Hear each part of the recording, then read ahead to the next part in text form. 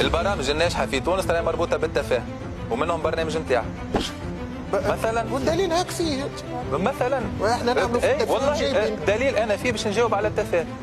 وجعتك ولا لا؟ هذا هو اللي حبيت، هذا اللي حبيتك تتقلق وتتوجع. علاش وجعتك؟ والله وجعت وتقلقت منها. اوي اوي اوي اوي اوي والله قالها له فم قدام العباد الكل بسيكو ام، قالها لسمير الوافي، قال له لو برنامجك تافه، وسمير الوافي تغشش وجهه تقلب وصفار.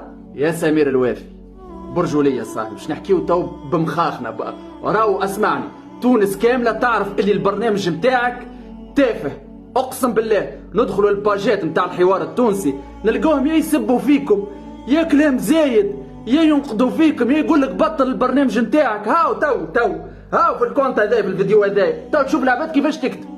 يا سمير الوافي راهو ما يجيش تجيب رقاصه وتقول لك راني انا نصلي ونرقص مع بعضه، وبالحاله هذيك راك باش تحاسب قدام ربي. راه والله العظيم يا سمير الوافي مش ترقد في القبر نتاعك وحدك، لا حوار تونسي، لا فلوس، لا شهره، لا هم يحزنون، وحدك.